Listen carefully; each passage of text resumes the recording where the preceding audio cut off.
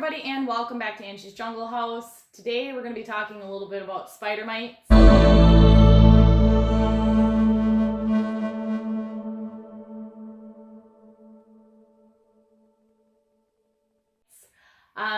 If you're new to this whole houseplant thing, what is a spider mite?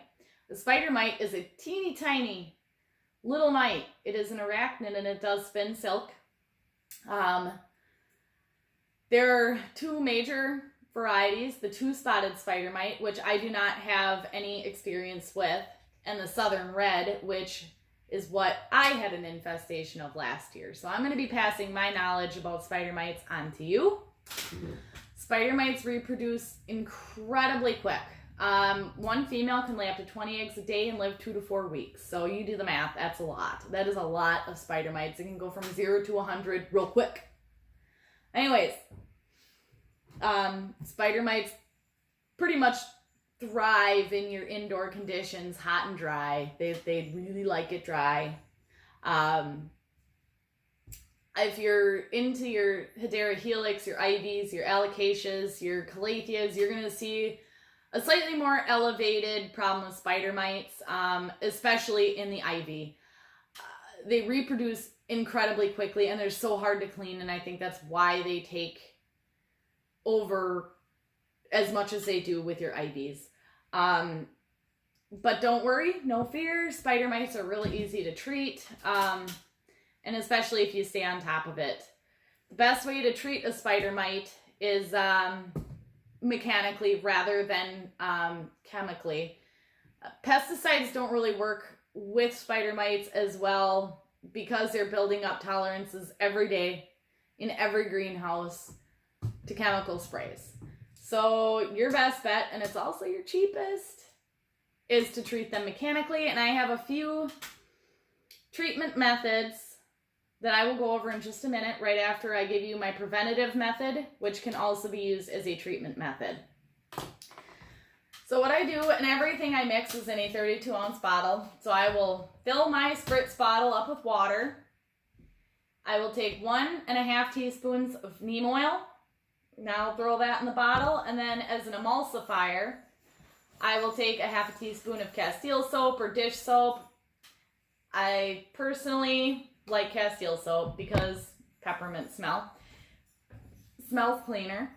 So the agent that is essentially killing your spider mites is the neem oil. What it does, neem oil kills by ingestion, so it doesn't work as quickly as another mechanical method. Neem oil works slowly. They have to ingest it first, thereby killing the bug.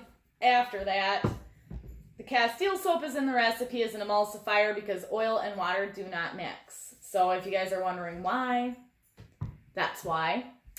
As far as treatment remedies go, this will do the job, just won't work as quick. You can also use this with mealybugs and thrips and scale and all that good stuff. This recipe will work for that. When I'm telling you you need to be spraying down the plant, this is how I spray down my plant. You're going to get the tops of the leaves and you're going to lift everything up. You're going to spray every square centimeter, millimeter of that plant. It is going to be soaked. Underside of leaves especially, and the stems and the top of the soil, you're going to cover everything.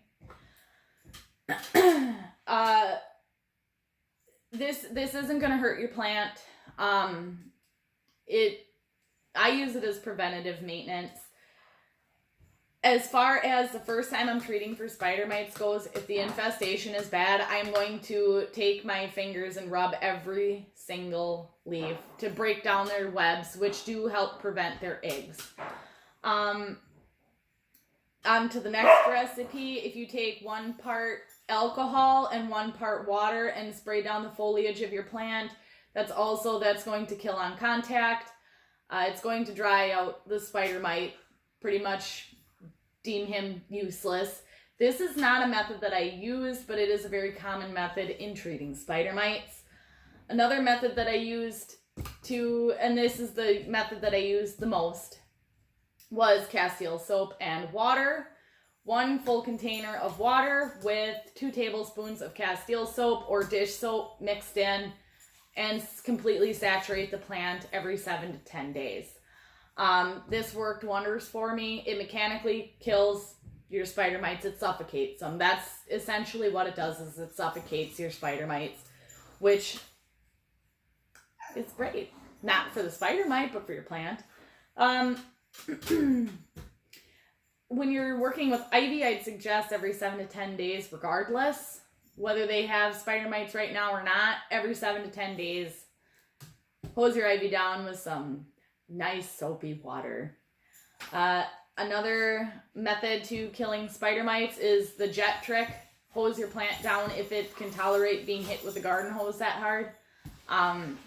That's enough to kill the spider mites or knock them off.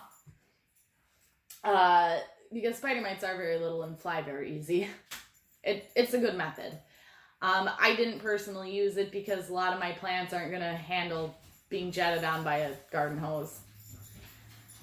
And the last treatment, tried and true, would be diatomaceous earth. Now, this, I didn't get out my thing of diatomaceous earth because I keep it in like an unlabeled plastic bin. I buy a 50-pound bag and dump it into a bin. Diatomaceous earth works mechanically killing bugs. Now, I learned about diatomaceous earth decades ago. What I like to do with spider mites, if they were bad enough, dust a plant, and I tried this with my ivy, dust a plant with diatomaceous earth.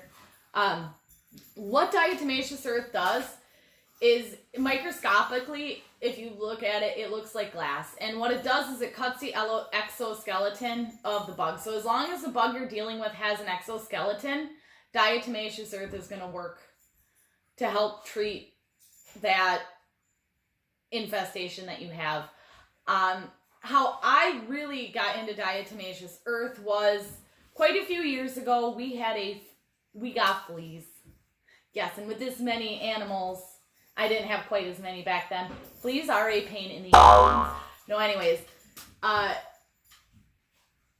fleas are incredibly difficult to get rid of. The best method you have is to poison them, but they can be rather irritating for your pets.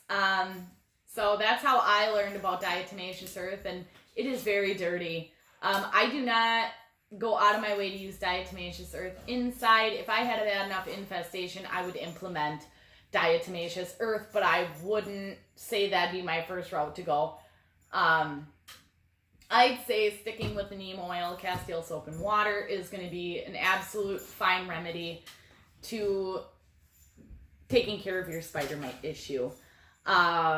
If you guys have, I think that concludes everything. So if you guys have any questions, leave them in the comments down below and I will get back to you as soon as I can. And if you guys have any video suggestions, also leave those in the comments down below. I will see you guys in the next one, and as always,